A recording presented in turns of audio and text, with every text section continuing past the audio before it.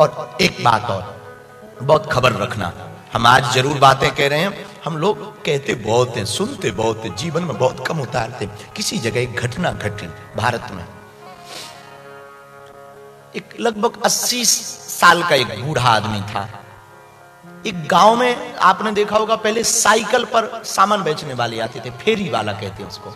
एक फेरी वाला जा रहा था तो उसने आवाज लगाई, चूड़ी ले लो, बिंदी ले लो, श्रृंगार का सामान ले लो।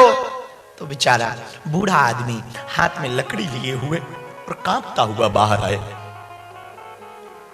उसने साइकिल की 2-3 परिक्रमा लगाई तो फेरी वाले ने पूछा कि क्या बात है और आपको क्या चाहिए। उसने कांपते हुए हाथों से बिंदी पकड़ के कहा, क्या लाल वाली बिंदी है? तो वो फेरी वाला हंसने लगा, किसके लिए चाहिए? उसने नम आंखों से, आंखें घुसी हुई थी, एक फटा हुआ कुर्ता उसने पहन रखा था। उसने नम आंखों से कहा कि मेरी पत्नी बीमार है, बहुत बूढ़ी हो गई, बेचारी चल नहीं पाती। आज सुबह उसने कहा कि मेरी बिंदी गायब हो गई और मैं सुहागन हूं, तो यदि हो सके तो मुझे लाल रंग की बिंदी लेता, मैं बिंदी लेने आया हूं, तो एक बिंदी हो तो दो ना। तो वो बूढ़े आदमी की बात सुनकर के फेरी वाले ने एक बिंदी का पैकेट निकाला, बहुत सच्ची घटना बोल रहा हूं। उसने निकाला, कितने रुपए की है उसने पूछा बूढ़े आदमी ने। तो फेरी वाले ने कहा 10 रुपए की। अरे भाई बहुत महंगी है। अच्छा एक काम करो दादा, 5 रुपया दे दो। अच्छा रुको मैं अभी लाता हूं। उसने दरवाजे से अपनी बहू को आवाज लगाई, बहू, ओ बहू, ये तेरी सासू मां के लिए मैंने बिंदी खरीदी है, जरा 5 रुपए देना। वो बड़बड़ाती हुई बाहर आई। अब बुढ़ापे में वो बिंदी लगाई, मरने को तो आई है, तुम दोनों से तो ना हम पक गए, अब उसको बिंदी लगवाऊंगा और 5 रुपया व्यर्थ जाएगा, शर्म नहीं आती? रहने दो, कोई बिंदी बिंदी की आवश्यकता नहीं है, मैं लगा दूंगी। और वो बिंदी का पैकेट हाथ से छुड़ा करके ससुर के फेरी वालों को फेंक दिया। बेचारा बूढ़ा आदमी सीधा घर जा अंदर आया तो पत्नी लेटी थी, बेचारी उठ नहीं पाती थी, बूढ़ी थी। तो उसने इशारा किया कि परेशान ना हो, आओ। तो वो खाट पर बैठ गया, चारपाई पर। पत्नी ने हाथ पकड़ा, परेशान ना हो, बहू है, सही तो कह रही है, बुढ़ापे में काहे को पैसा बर्बाद कर, और भला मुझे कहां जाना है। एक काम करो, बिंदी नहीं है तो क्या हुआ, आप लाल रंग का टीका ले आओ, अपने हाथ से लगा दो, बस श्रृंगार हो जाएगा। बेचारा बूढ़ा आदमी धीरे धीरे दर्पण के पास गया, लाल रंग के टीका की डिब्बी लाया और जैसे ही उसने सिर पे लगाया, शरीर ठंडा पड़ चुका था, प्राण पखेरु जा चुके थे। इसने नाम लेके पुकारा, शकुंतला देख मैंने तुझको बिंदी लगा दी, तू उठ, देख कितनी अच्छी लग रही। वो ऐसे कपते हुए हाथों से दर्पण दिखा रहा था। तब तक तो प्राण पखेरु उड़ गए थे। वो हाथ पकड़े रहा, हल्ला मच गया, शोर मच गया, गांव के लोग आए, बेटा आ गया ऑफिस से, सब आकर के बैठ गए। अब स्नान करवाए गए, सुहागन है तो श्रृंगार किया गया, और श्रृंगार करा के अस्थि पर लिटाना था। तो श्रृंगार में जैसे ही बिंदी लगाने लगा तो ये चिल्ला पड़ा, खबरदार जो बिंदी लगाई। तो बेटा ने कहा, बापू तुम ठीक हो? अरे ये सुहागन स्त्री का धर्म है कि वो सुहागन मरी है तो उसका श्रृंगार पूरा करना पड़ेगा। बापू ने कहा, जिंदा में नहीं कर पाए तो मरने पर क्या खाक करेगा? जिंदा में नहीं कर पाया, मरने पे क्या करेगा? रहने दो, हटाओ। तेरी बहू ने, तेरी पत्नी ने जीते जी इसको 5 रुपया की बिंदी नहीं लगाने दी, और मैं कितना अभागा पति हूं, अपनी पत्नी को 5 रुपया का बिंदी नहीं लगवा पाया। अब रहने दो मेरे पागलों, हम प्रार्थना करना चाह रहे हैं, जितने भी बच्चे बैठे हैं अपने माँ बाप के प्रति सजग रहो। 4 दिन की जिंदगी है, फिर अंधेरी रातें सिर्फ यादें रह जाएंगी, दम निकल जाएगा आदमी का। क्या भरोसा है इस जिंदगी का? जीवन का कोई भरोसा नहीं। मां वो होती है जो खुद गीली में सो जाती है पर तुम्हें सूखे में सुलाती है। मां वो होती है खुद गालियां सह लेती पिता से पर तुम पर लाड़ लुटाती। अब तो थोड़ा सा हम बिगड़ गए, वरना हमारी कभी कभी अब नहीं हो पाती, बड़ी व्यस्तता रहती, यात्रा में रहते। आज भी हमारी मां भारत में रहती है और हम हजारों किलोमीटर दूर रहते हैं, पर रोज हमारे वो दिल के पास रहती है। अपने से ज्यादा चिंता हमारी मां को हमारी रहती। आज गला खराब था, आज आंखें लाल थी, तू आज सोया नहीं, तूने खाया नहीं, वहां खाना तो ठीक मिल रहा, रोज फोन से पूछती। अभी नवरात्रि आएगी तो नवरात्रि में सब चिल्लाएंगे जय माता दी, जय माता दी, जय माता दी। एक किसी कवि ने बड़ी ऊंची लाइनें लिखी, इतना दिल भरता इस लाइनों को पढ़कर। वो कहता है इस नवरात्रि में बड़ी जोर की जय माता दी की आवाज आई। इस नवरात्रि में बड़ी जोर की जय माता दी की आवाज आई। फिर वृद्धाश्रम में किसकी मां आई? तुमने जय माता दी के नारे लगाए, तुमने पड़ोसी की मां को अपना मां बना लिया, तुमने फ्रेंड की मां को अपना मां बना लिया और तुम्हारी मां घर पे रोती बैठी है। खाक की जिंदगी तुम्हारी, और खाक की तुम्हारी दोस्ती यारी, और खाक की तुम्हारी बुद्धिमता, सब बेकार है यारो। यदि तुम घर पर अपनी मां को प्रसन्न ना कर पाए तो घर में बैठे परमात्मा या मंदिर पे बैठे परमात्मा को प्रसन्न तुम एक जन्म क्या 100 जन्म नहीं कर सकते। हम प्रार्थना करेंगे तुम हमारी कथा सुनो या मत सुनो, हमको फॉलो करो या ना करो। एक निवेदन है हमारा, जितना समय तुम हमारी कथा में देते हो, यदि आज की बात लगे, माँ बाप को थोड़ा समय दे दिया करो, जिंदा में बातें कर लिया करो। मरने पर बातें नहीं होती, मरने पर सिर्फ कहानियां बोली जाती। जीते जी बातें किया करो, जिंदा में। मरने की तैयारी में मत रहो, जिंदा में बातें करो। मेरे प्रियजनों, मां तो मां होती है। बहुत चाह करके भी हम वो अपनी यादें भूल नहीं पाते। हम जिस गांव में रहते हैं, मध्य प्रदेश का एक छोटा सा गांव है।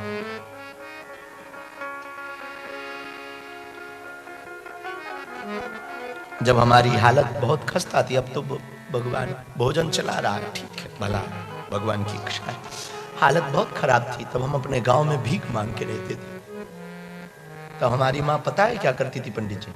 एक धोती साड़ी होती है, आपको क्या बोले, जो पहनते हैं आचार्य, धोती परधनी, उसको हमारे यहाँ परधनी कहते हैं। उसको फाड़ करके माँ पहनाती थी, तिलक लगाती थी अपने हाथ से, और एक थैला देती थी गांव में, क्योंकि हमें मांगने जाना पड़ता था। घर घर भिक्षा मांगने जाते थे हम। पिताजी हमारी कुछ करते नहीं थे, एक झोपड़ी में रहते थे। तब हमारी माँ एक बात बोलती थी। आपको पता है हमारी मुस्कुराहट का राज क्या है? हमारी माँ ने हमें सिखाया था बचपन में, हमें आज भी वो चित्त में।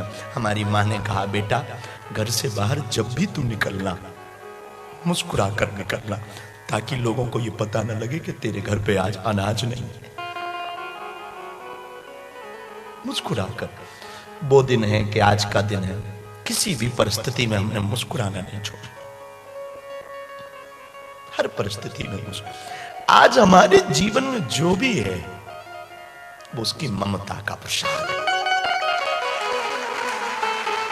हजारों लोग हमसे जुड़े, लाखों लोग हमारे जीवन में आए, बड़े बड़े लोग हमारे जीवन में आए। किसी ने कहा आप मुंबई बस जाओ, किसी ने कहा आप यहां बस जाओ, हम आपकी ये व्यवस्था कर देंगे, वो व्यवस्था कर देंगे। हमको तो वही पुरानी गलियां प्यारी लगती, उनको छोड़ने को जी नहीं करता। वो अंधेरी रातें, वो बिना लाइट का झोपड़ी। और कभी कभी हमारे घर में भोजन नहीं होता था ना, हमारी माँ खुद भूखी रहती थी। चावल बनता था, चावल जानते ना, चावल बनता था तो चावल में थोड़ा सा नमक या शक्कर हो तो शक्कर डाल करके खिला देती थी। और उससे कहो माँ तुम भी खाओ। हमसे छोटी एक बहन है, बहन से छोटा भाई था, तीनों लोग घर पे रहते थे। माँ कहती थी हमने तो दिन में खा लिया था, तू खा। और एक साड़ी पहन के 2-2 साल रही। और माई बाप मतलब माँ की ममता हम लोगों को कह दी तू कपड़ा ले लेना, खरीद लेना। कभी कभी जब 2-5 रुपया आ जाते थे, पुराना जमाना, सस्ता जमाना, और खुद की साड़ी में अगर सुराग हो जाए ना, गांठ बांध देती थी। मेरे पागलों, हम एक प्रार्थना करना चाहेंगे, व्यक्ति के व्यक्तित्व को तो माँ बाप ही गढ़ते। बच्चों से भी प्रार्थना है, माँ बाप की पूजा ना तो मरने के बाद ना किया करो, जीते जी कर लिया करो। मरने के बाद कितनी भी महंगी फोटो चढ़ा लेना, मरने के बाद कितनी भी महंगी माला पहना लेना, यदि जीते जी तुमने फूल की पंखुड़ी नहीं चढ़ाई तो वो माला व्यर्थ है तुम्हारी। मरने के बाद तुम कितना भी श्राद्ध कर लेना अपने माँ बाप का, यदि तुमने जीते जी माँ बाप को भोजन नहीं खिलाया मुस्कुराते हुए, वो श्राद्ध तुम्हारा व्यर्थ है। और आज की दुनिया में एक बड़ी विचित्रता हो गई, मरने के बाद ऐसे आंसू टपकाते हैं कि मानो यही सर्वो सर्वाव, और जीते जी नजर से नजर नहीं मिलाते। हमारी प्रार्थना है बच्चों से, माँ बाप धरती के भगवान है, वो ना होते तो तुम ना होते। और तुम दुनिया के प्रेम के चक्कर में मां बाप के प्रेम को मत भूल जाना। माना कि मोहब्बत बुरी नहीं है, पर मां बाप से ज्यादा जरूरी नहीं है। मां बाप से ज्यादा जरूरी नहीं है। इसलिए हमारी प्रार्थना है, हो सके तो अपने माता पिता को जीते जी प्यार करो, जीते जी मानो। मरने के बाद मत मानना, मरने के बाद भले ही मत मानना, जीते जी मानना।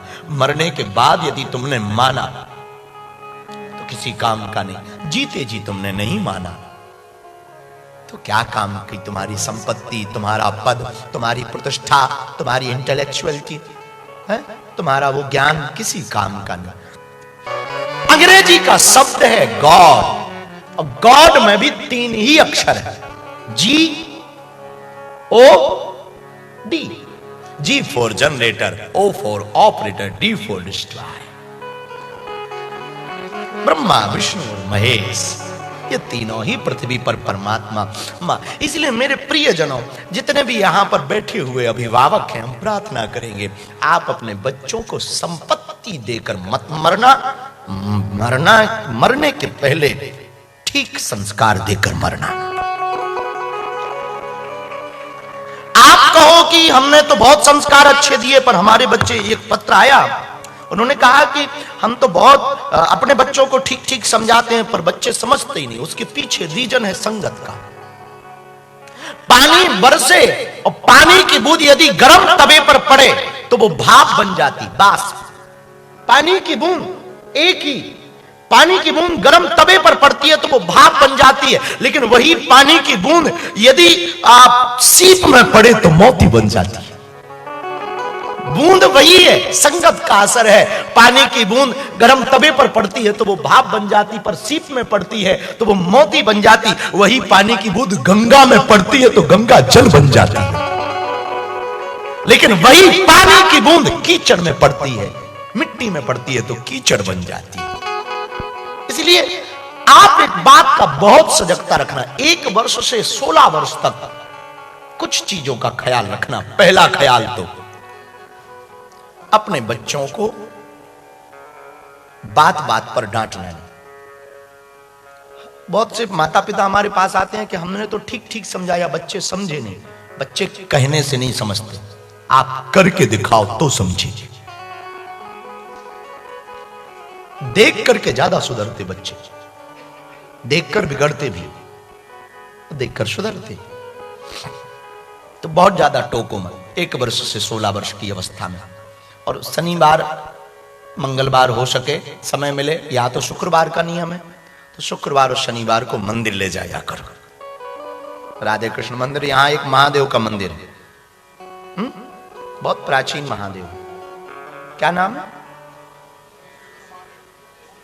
मोतेश्वर, मोटेश्वर, मोतेश्वर,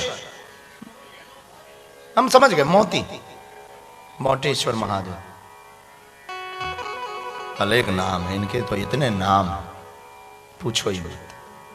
ले जाया करो बच्चों को। तीसरी बात, बच्चों की संगत बहुत सावधानी पूर्वक देखो। बच्चे अगर बिगड़ते हैं तो संगत में बिगड़ते हैं। अगर संगत गड़बड़ होगी तो वो पब या क्लब में जाएंगे, संगत ठीक होगी तो वो सत्संग में आएंगे। और आप कहो कि हमारे बच्चे सुनते ही नहीं है। तुमने सुनी अपने माँ बाप की? आप कहो नहीं नहीं हमने तो सुनी है। बहुत अच्छा है, तो फिर एक काम करो, इसके बाद भी उल्टा है ना, भगवान भला कर रहा है। इसके बाद भी अगर सब कुछ उल्टा है तो भी बुरा मत मानना, वो भी भगवान की इच्छा है।